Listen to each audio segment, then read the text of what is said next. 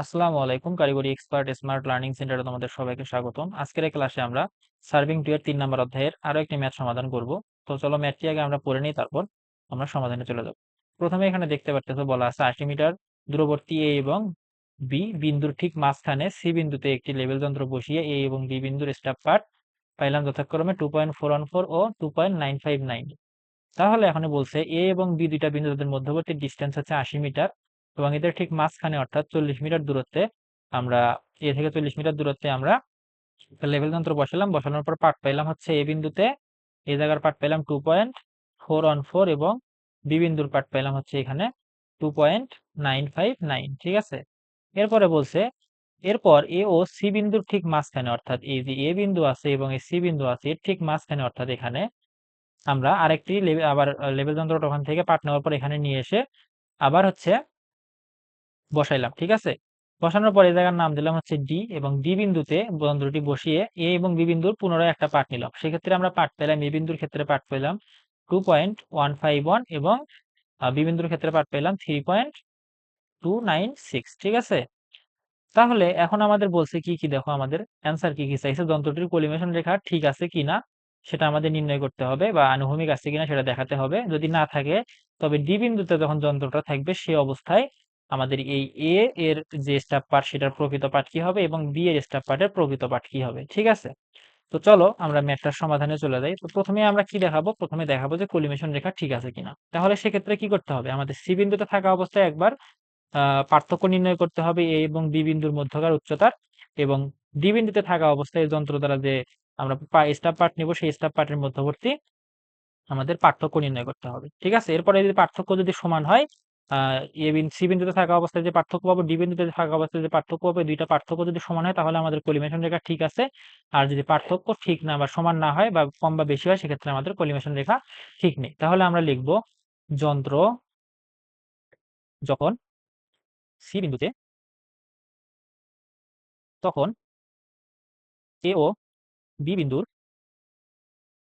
আপেক্ষিক এলিভেশনের সংক্ষেপে লিখলাম এলিভেশন ইজ ইকুয়াল টু, আমাদের ধরো এখানে যে মানটা বেশি থাকবে অর্থাৎ সে মান থেকে আমরা ছোট মানটা বাদ দিব। তাহলে এখানে বেশি আছে হচ্ছে 2.959 মাইনাস হচ্ছে কম পার্ট আছে হচ্ছে 2 পয়েন্ট, আচ্ছা এখানে দেখো 2.414 414। ঠিক আছে, তাহলে এটা ক্যালকুলেশন করলে আমরা পাবো 0.545 0.545 মিটার।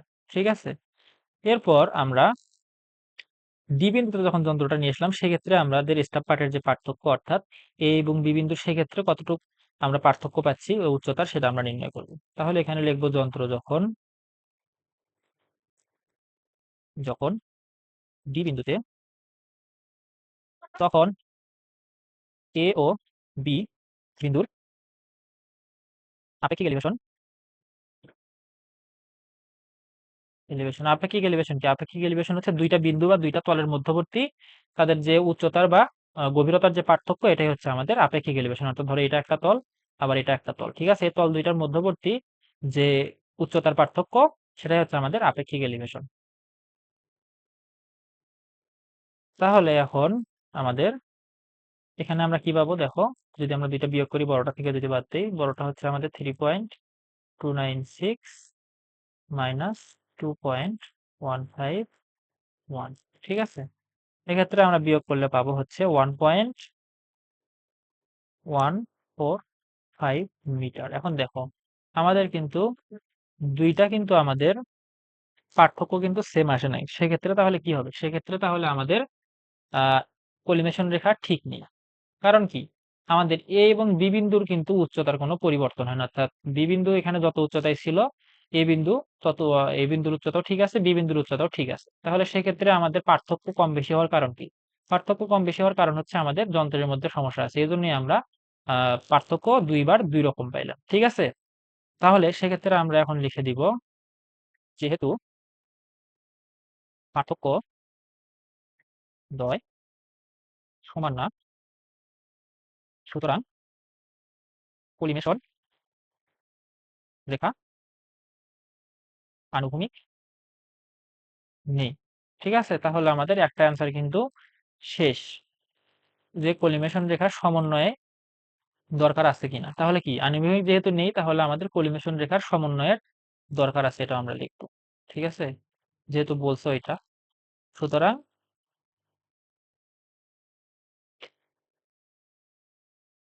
কলিমেশন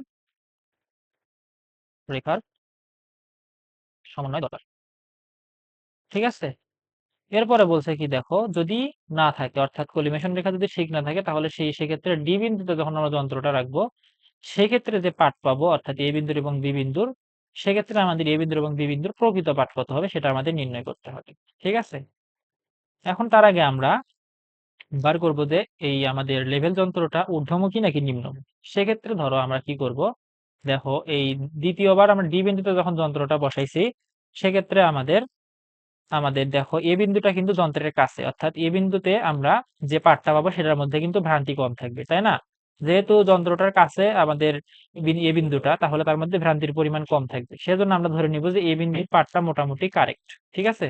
অর্থাৎ এ বিন্দুর এই পাঠটা আমাদের মোটামুটি কারেক্ট, এটা আমরা ধরে নিব। এখন এই এ বিন্দুর সাপেক্ষে যখন আমরা বি বিন্দুর পাঠটা নির্ণয় করতে যাব, তখন আমাদের কি করতে হবে? তখন আমাদের এই পাঠের সঙ্গে এই পার্থক্যটা হয় যোগ করে দেওয়া লাগবে, না হলে বিয়োগ করে দেওয়া লাগবে। এখন আসলে আমরা দেখি যোগ করব নাকি বিয়োগ করব। এখানে দেখো, লক্ষ্য করো, আমাদের বি বিন্দুর তুলনায় এ বিন্দুর পাঠ কিন্তু কম। তাহলে এখন আমাদের বি বিন্দুর পাঠ যদি পাইতে যাই, তাহলে সেক্ষেত্রে কিন্তু আমাদের যোগ করে দিতে হবে। অথবা একটা জিনিস, আরো একটা জিনিস মাথায় রাখতে পারো যে দেখো, এখানে এ বিন্দুর স্টপ পাঠ কম, কম মানে কি? এ বিন্দুর স্টপ পাঠ কম মানে হচ্ছে এ বিন্দু উঁচু, আর হচ্ছে বি বিন্দুর স্টপ পাঠ বেশি মানে হচ্ছে বি বিন্দু নিচু। ঠিক আছে? তাহলে এখন যেহেতু এ বিন্দুর স্টপ পাঠ উঁচু হওয়ার কারণে স্টপ পাঠ কম, এবং বি বিন্দুর নিচু, তাহলে বি বিন্দুর স্টপ পাঠ পাইতে গেলে আমাদের বেশি স্টপ পাঠ পাইতে হবে। ঠিক আছে? এ বিন্দু থেকে, তাহলে তখন আমাদের এই বিন্দুর সাথে আমাদের এই পার্থক্যটা যোগ করতে হবে। এখন আমরা এখানে দুইটা পার্থক্য আছে, কোন পার্থক্যটা নিব? এই পার্থক্যটা নিব নাকি ডি বিন্দুতে থাকা অবস্থায় যে পার্থক্য পাচ্ছি সেটা নিব? আমরা সব সময় মাঝামাঝি পর্যায়ে যন্ত্র রেখে যে পার্থক্যটা পাবো সেটাই নিব। কারণ মাঝামাঝি পর্যায়ে রেখে যখন আমরা দুইটা বিন্দুর পাঠ নির্ণয় করে তাদের মধ্যে পার্থক্য নির্ণয় করব, সেক্ষেত্রে আমাদের যে পার্থক্যটা হবে সেটা হবে একদম অ্যাকুরেট পার্থক্য। কারণ মাঝামাঝি পর্যায়ে রেখে যখন আমরা এ এবং বি বিন্দুর পাঠ নিছি, তখন বি বিন্দুতে পাঠ নেওয়ার সময় বি বিন্দুতে যে পরিমাণ ভ্রান্তি সহ পাঠ পাইছি, এ বিন্দুতেও সেই পরিমাণ ভ্রান্তি সহই পাঠ পাইছি। ঠিক আছে? তাহলে যখন এই দুইটা বিয়োগ করব, তখন কিন্তু এর মাঝখান থেকে ভ্রান্তিটা চলে যাবে। ঠিক আছে না? তাহলে ভ্রান্তিটা চলে গেলে তখন আমরা শুধু প্রকৃত পার্থক্য যেটা আছে সেটাই পাবো, অর্থাৎ এই পার্থক্যের মধ্যে কোনো ভেজাল থাকবে না। ঠিক আছে? সেজন্য আমরা মাঝামাঝি পর্যায়ে যন্ত্র রেখে পাঠ নিয়ে যে পার্থক্যটা পাবো সেটা হচ্ছে আমাদের প্রকৃত পার্থক্য। এই জন্যই আমরা এর সঙ্গে এই পার্থক্যটা যোগ অথবা বিয়োগ করব। যখন আমাদের এ বিন্দু উঁচু হবে, বি বিন্দু নিচু হবে, তখন আমরা এ বিন্দুর সঙ্গে যোগ করব। আর যখন এ বিন্দুই আমাদের নিচু হবে, বি বিন্দু উঁচু হবে, সেক্ষেত্রে আমাদের এ বিন্দুর সাথে পাঠটা কি করতে হবে? বিয়োগ করতে হবে। আমি তোমাদের এই বিষয়টা একটু নিচে আরেকবার বুঝাই। দেখো, ধরো এটা আমাদের একটা ভূমি। ঠিক আছে? এখন ধরো এ বিন্দু আমরা ধরলাম এখানে, এখানে ধরলাম এ বিন্দু, এবং এখানে ধরলাম বি বিন্দু। ঠিক আছে? এখানে ধরলাম বি বিন্দু। এখন যন্ত্রটা যদি আমরা এখানে রাখি, এখানে যদি আমরা যন্ত্রটা রাখি, তাহলে দেখো এই বরাবর যদি আমাদের যন্ত্রটা থাকে, এটা যদি আমাদের কলিমেশন রেখা হয়, তাহলে এ বিন্দুর জন্য আমরা কি পাচ্ছি? এ বিন্দু যেহেতু উঁচু, তাহলে স্টপ পার্ট আমরা কম পাবো, আর বি বিন্দু যেহেতু নিচু, তাহলে স্টপ পার্ট বেশি পাবো। তাহলে এখন এখান থেকে যদি আমরা এই বিন্দুর স্টপ পার্ট নির্ণয় করতে যাই, তাহলে আমাদের এই দুই বিন্দুর যে উচ্চতার পার্থক্য আছে, অর্থাৎ এতটুকু, এই পার্থক্যটুকু যদি আমরা এই এর সঙ্গে যোগ করে দিই, তাহলে কিন্তু আমরা এই বির মানটা পাবো। কারণ এইটুকু দেখো, এইটুকুর উচ্চতা যা আমাদের, এইটুকুর উচ্চতাও কিন্তু সেম তাই। তাহলে এই উচ্চতার সঙ্গে, অর্থাৎ এর উচ্চতার সঙ্গে দুই বিন্দুর পার্থক্যের সমপরিমাণ মান যদি আমরা এর সঙ্গে যোগ করে দেই, তাহলে তো আমরা বি বিন্দুর পাঠ পাবো, তাই না? কিন্তু যখন আমাদের এ বিন্দুই উঁচু হবে, বি বিন্দু নিচু, এ বিন্দুই নিচু হবে, বি বিন্দুই উঁচু হবে, তখন কি হবে দেখো। সেক্ষেত্রে ধরো আমাদের এইরকম, ধরো সেক্ষেত্রে আমাদের এ বিন্দুই ধরো, আমাদের বি বিন্দু ধরো এখানে, এ বিন্দু ধরো এখানে।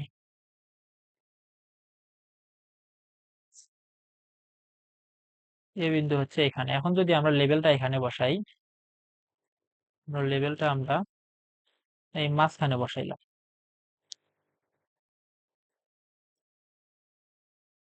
তাহলে এটা হচ্ছে আমাদের কলিমেশন রেখা। তাহলে দেখো বির পার্ট কম, এর পার্ট বেশি, তাহলে বির পার্টে যাইতে গেলে কি করা লাগবে? এর থেকে পার্থক্যের সমপরিমাণ অর্থাৎ উচ্চতার পার্থক্য, আমাদের উচ্চতার পার্থক্য কতটুকু? এই যে এতটুক, ঠিক আছে না? তাহলে এর থেকে যদি আমরা এতটুক বাদ দিই তাহলেই তো আমরা এতটুক পাবো, অর্থাৎ বি পাবো। তাহলে যখন এ নিচু হবে বি উঁচু হবে তখন আমাদের কি করতে হবে? এর থেকে বাদ দিতে হবে। আর যখন এ উঁচু হবে, অর্থাৎ এ উঁচু হবে বি নিচু হবে, বি নিচু হবে তখন আমাদের এর সঙ্গে পার্ট বিয়োগ করতে হবে। তো আশা করতেছি বুঝতে পারছো কখন আমরা যোগ করব এবং কখন বিয়োগ করব। তাহলে এখন আমরা এই এ বিন্দুকে মোটামুটি কারেক্ট ধরে বি বিন্দুর একটা প্রকৃত পার্ট নির্ণয় করব। তাহলে এখানে লিখব এ বিন্দুর পাঠের সাপেক্ষে বি বিন্দুর পাঠ, তো বি বিন্দুর আমরা মোটামুটি একটা অ্যাকুরেট পার্ট নির্ণয় করব। তাহলে এ বিন্দুর পার্ট কত ছিল? এ বিন্দুর পার্ট ছিল হচ্ছে 2.15 অন। এখন এ বিন্দু হচ্ছে উঁচু, বি বিন্দু হচ্ছে নিচু, তাহলে সেক্ষেত্রে আমাদের এর সঙ্গে যোগ করে দিতে, বিয়োগ করে, যোগ করে দিতে হবে। হ্যাঁ, যোগ করে দিব কতটুক? এই পার্থক্যের সমপরিমাণ মান, তাহলে অর্থাৎ 0.545। ঠিক আছে, তাহলে এটা ক্যালকুলেশন করলে আমরা পাবো হচ্ছে, এটা ক্যালকুলেশন করলে পাবো 2.696, 2.696। এখন দেখো এত মিটার, এই পার্টটা আমরা কোন জায়গায় পেলাম? 2.696 যে পার্টটা পেলাম, অর্থাৎ পরবর্তীতে কত পেলাম? 2.696, অর্থাৎ তাহলে এই পার্টটা পাইলাম আমরা ধরো এখানে, এই যে এখানে, ঠিক আছে? 696 যেহেতু, অর্থাৎ এই মাঝামাঝি পর্যায়ে হবে, বা আরো নিচে হতে পারে, এখানে ধরো এখানে, ঠিক আছে? তাহলে এখন দেখো আমাদের প্রকৃত যে পার্টটা সেটা কিন্তু আমাদের নিচে, তাহলে কি আছে? আমাদের ধরো পার্টটা হওয়ার কথা ছিল এখানে, এই যন্ত্রের সাহায্যে আমরা পার্টটা পাওয়ার কথা ছিল এখানে, কিন্তু আমরা যন্ত্রের সাহায্যে পার্ট পাইছি কই? উপরে। তাহলে কলিমেশন রেখা কি? কলিমেশন রেখা হচ্ছে ঊর্ধ্বমুখী। ঊর্ধ্বমুখী হলেই তো আমরা পার্ট বেশি পাবো, কারণ যদি নিম্নমুখী হইতো তাহলে পার্ট কিন্তু আমরা কম পাইতাম, অর্থাৎ যন্ত্র নিচের দিকে থাকলে পার্ট কম পাইতাম। কিন্তু পার্ট যেহেতু বেশি পাইছি আমরা যন্ত্রের সাহায্যে প্রকৃত পার্টের থেকে, তাহলে সেটা হবে আমাদের যন্ত্রটা ঊর্ধ্বমুখী অবস্থায় আছে। ঠিক আছে, তাহলে এখানে আমরা লিখবো কলিমেশন রেখা ঊর্ধ্বমুখী। যেহেতু, এখানে লিখবো যেহেতু 2.696 অর্থাৎ প্রকৃত পাঠ লেস দেন যন্ত্রের সাহায্যে পরিমাপকৃত পাঠ 3.296, সুতরাং কলিমেশন রেখা ঊর্ধ্বমুখী।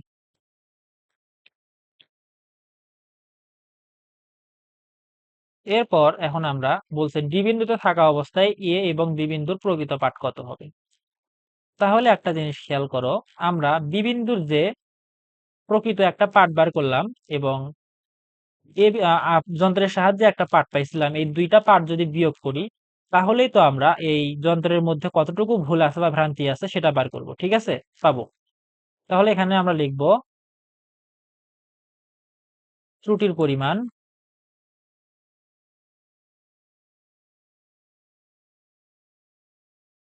ত্রুটির পরিমাণ is equal to 3.296 minus 2.696 is equal to, পার্থক্য পাইলাম 0. ত্রুটি পাইলাম হচ্ছে 0.6 মিটার। ঠিক আছে, এই যন্ত্রের মধ্যে আমাদের 0.6 মিটার ত্রুটি আছে। এখন এই 0.6 মিটার ত্রুটি কতটুকু ডিস্টেন্সের জন্য সেটা আমাদের এখন জানতে হবে। যখন আমাদের যন্ত্র এ এবং বি বিন্দুর মাঝখানে থাকবে, দ্বিতীয়বার যখন আমরা সরাইয়া বসাবো, অর্থাৎ প্রথমবার তো মাঝখানে থাকবে, কিন্তু দ্বিতীয়বার যদি আবার এ এবং বি বিন্দুর মাঝখানে থাকে সেক্ষেত্রে আমাদের এই ত্রুটির ডিস্টেন্সটা হবে এই যন্ত্র থেকে,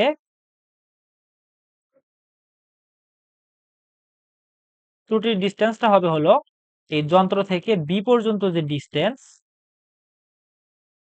সেখান থেকে আমাদের এই এ থেকে ডি পর্যন্ত ডিস্টেন্স যেটা, সেটা বাদ দিলে যে ডিস্টেন্স হবে সেটাই হচ্ছে আমাদের তখন এই ত্রুটির জন্য ডিস্টেন্সের পরিমাণ হবে। তাহলে এখানে আমাদের দেখো, এখানে এইটুকু হচ্ছে 20, আবার এখান থেকে যদি আরো 20 মিটার বাদ দেই, ধরো এই পর্যন্ত, তাহলে টোটাল হলো কত? এখানে টোটাল হলো হচ্ছে 20, টোটাল হলো হচ্ছে 40। তাহলে 80 থেকে যদি আমরা 40 বাদ দিই তাহলে এইটুকু হবে হচ্ছে 40। তাহলে আমরা এই ত্রুটিটা পাবো হচ্ছে 40 মিটারের জন্য। তোমাদের আরেকবার বলি, যখন আমরা দ্বিতীয়বার যন্ত্র বসাবো, সেটা যদি আমরা আবার এ এবং বি বিন্দুর মাঝখানেই বসাই কোনো জায়গাতে, তাহলে সেই ক্ষেত্রে আমাদের যে ত্রুটিটা বার হবে বা ভুলটা বার হবে সেটা হবে হচ্ছে এই দ্বিতীয়বার বসানো যন্ত্রের স্থান থেকে বি বিন্দু পর্যন্ত যে ডিস্টেন্স হবে সেখান থেকে এ থেকে ডি পর্যন্ত যে ডিস্টেন্স হবে সেটা বাদ দেওয়া লাগবে। ঠিক আছে, তাহলে যে মানটা পাবো সেটা। অথবা তোমরা এটা আরেকভাবে বিবেচনা করতে পারো যে মোট যে ডিস্টেন্স আছে অর্থাৎ 80 মিটার, এই 80 থেকে আমরা এ থেকে ডি পর্যন্ত যে ডিস্টেন্সটা আছে এই ডিস্টেন্সের 2 গুণ পরিমাণ বাদ দিব। ঠিক আছে, তাহলে আমরা পাবো 40। ঠিক আছে, এটা হচ্ছে আমাদের সহজ নিয়ম মনে রাখার। তাহলে তোমরা মনে রাখবা যে যন্ত্র যখন দ্বিতীয়বারও এ এবং বি বিন্দুর মাঝামাঝি রাখবো, তখন আমাদের ত্রুটির ডিস্টেন্স হবে হচ্ছে মোট ডিস্টেন্স থেকে এ থেকে ডি বিন্দু পর্যন্ত ডিস্টেন্সের 2 গুণ করে সেটা বাদ দিলে যে মান হবে সেটা সমান। ঠিক আছে, তাহলে টোটাল ডিস্টেন্স ছিল 80 মিটার, সেখান থেকে এ থেকে ডি পর্যন্ত ডিস্টেন্স ছিল 20 মিটার, সেটা 2 গুণ করে আমরা বাদ দিয়ে পেলাম 40 মিটার। তাহলে আমাদের ওই ত্রুটিটা হবে হচ্ছে 40 মিটারের জন্য। কিন্তু যখন আমাদের যন্ত্রটা এখানে না থেকে ধরো বাহিরে আছে, এই বিন্দুর আমরা বাহিরে নিছি, ঠিক আছে, এখানে নিছিলাম, নিয়ে কাজ করছি, সেক্ষেত্রে আমাদের যে ত্রুটিটা বার হবে অর্থাৎ এই যে বির যন্ত্র কর্তৃক পাওয়া পাঠ থেকে যখন আমরা প্রকৃত পাঠটা বাদ দেবো তখন যে ত্রুটিটা বার হবে সেই ত্রুটিটা তখন হবে হচ্ছে এই এ এবং বির মধ্যবর্তী যে ডিস্টেন্স, এই ডিস্টেন্সের জন্য। আচ্ছা, এটা কি জন্য হয় এটা আমি এই ক্লাসে বুঝাবো না, এটা আমি পরবর্তীতে আলাদা একটা ক্লাসে বুঝাবো, কারণ এটার মধ্যে বুঝাতে গেলে তোমাদের ম্যাথটা মাথা থেকে বার হয়ে যাবে আর ভালোভাবে বুঝতেও পারবা না ম্যাথটা। তো এটা আমি পরবর্তীতে আলাদা একটা ক্লাসে বুঝাবো কি জন্য তোমরা বাহিরে রাখলে এ থেকে বি পর্যন্ত ডিস্টেন্স ধরবা ত্রুটির জন্য, আর যখন ভিতরে রাখবা তখন কি জন্যই বা মোট ডিস্টেন্স থেকে এ থেকে ডি ডিস্টেন্সের 2 গুণের সমপরিমাণ বাদ দিয়ে যে মানটা পাবা সেটা ধরবা। ঠিক আছে, তা এখন আসো আমরা এটা আপাতত বুঝে নেই যে যখন যন্ত্র মাঝখানে থাকবে তখন আমরা মোট ডিস্টেন্স থেকে এ থেকে ডি পর্যন্ত ডিস্টেন্সের 2 গুণ পরিমাণ ডিস্টেন্স টোটাল ডিস্টেন্স থেকে বাদ দিব। ঠিক আছে, বাদ দিয়ে যে মানটা পাবো সেটাকে ধরবো আমরা ত্রুটির জন্য ডিস্টেন্স। তাহলে এখন আমরা এখানে লিখবো এ বিন্দুর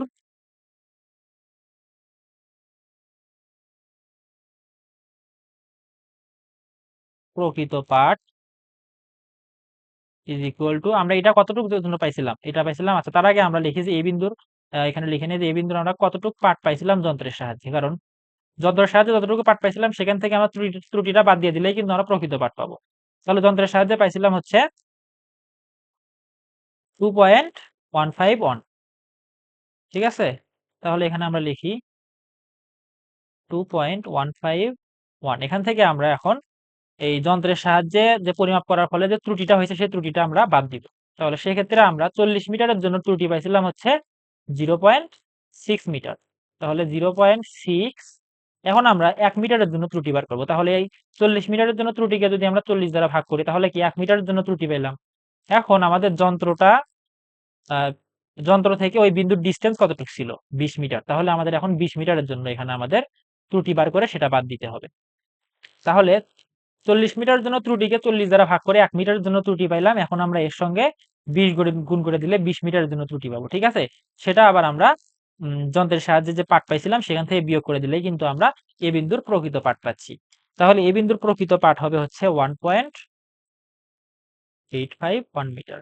ঠিক আছে, এখন বি বিন্দুর জন্য প্রকৃত পাঠ হবে ইজ ইকুয়াল টু 2.151 মাইনাস, আমরা আগে 1 মিটারের জন্য ত্রুটি বার করবো, তাহলে 40 মিটারের জন্য ত্রুটিকে যদি আমরা 40 দ্বারা ভাগ করি তাহলে 1 মিটারের জন্য ত্রুটি পেলাম। এখন আসো দেখি যন্ত্র থেকে বি বিন্দুর ডিস্টেন্স কতটুকু ছিল। যন্ত্র থেকে বি বিন্দুর ডিস্টেন্স কতটুকু ছিল, দেখো এখানে যন্ত্র থেকে বি বিন্দুর ডিস্টেন্স ছিল 60 মিটার, অর্থাৎ এখান থেকে এই পর্যন্ত ডিস্টেন্স, এখান থেকে এই পর্যন্ত ডিস্টেন্স হচ্ছে 60 মিটার। কিভাবে, দেখো মাঝখানে পর্যন্ত ডিস্টেন্স ছিল 40 আর এখান থেকে এই পর্যন্ত ডিস্টেন্স ছিল হচ্ছে 20। তাহলে এই হচ্ছে টোটাল 40। ঠিক আছে, 60 সরি।